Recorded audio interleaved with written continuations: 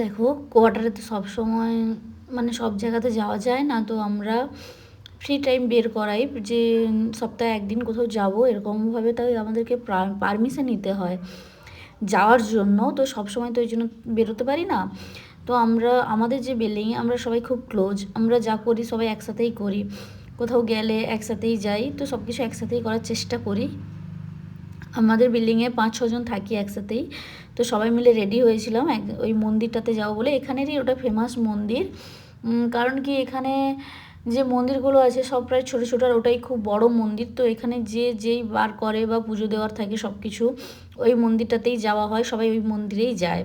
আর এখান থেকে একটু দূরেও, তাই মানে গাড়ি করতে হয়, আর তাই জন্য পারমিশন নিতে হয়। আমাদের তো বাইরে বেরোনোর কোনো নিয়ম নেই, তাই জন্য পারমিশন নিতে হয়।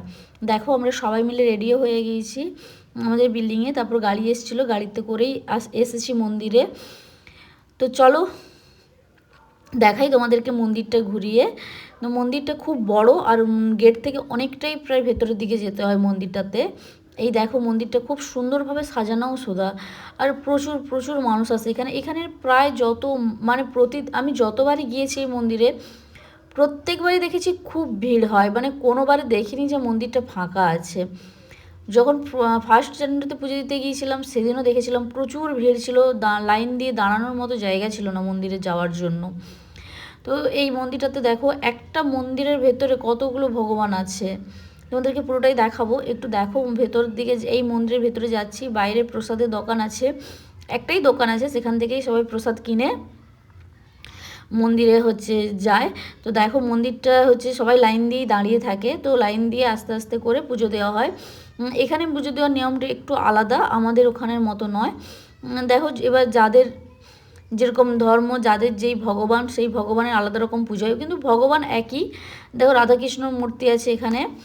তো সবাই বসে এখানে নকুল দানা দেওয়া হয়, নকুল দানা দিয়েই পুজো মেন। এখানে প্রসাদ নকুল দানা।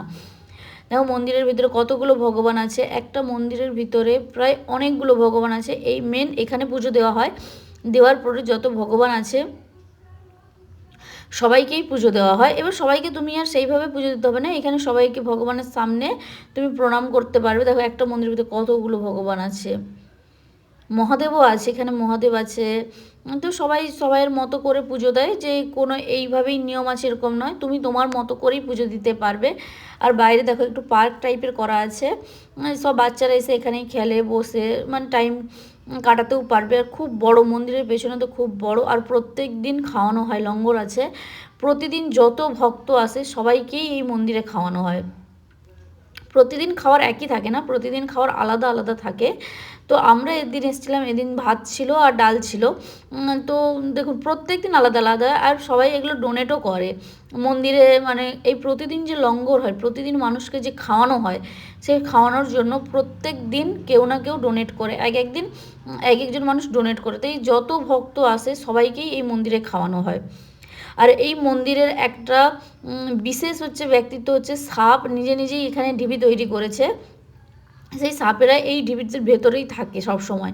পূর্ণিমার দিন না কোন দিন একটা ঠিক আমার জানা নেই, মোটামুটি বলছিল বেরোয় সব সাপরা। দেখো, এইভাবে ঢিবি করে রেখেছে, আর তাই এখানে ঘেরা থেকে কাউকেই আসতে দেয় না। আর মন্দির থেকে লঙ্গর ভেতরে খাওয়ানো হয়, বেরিয়ে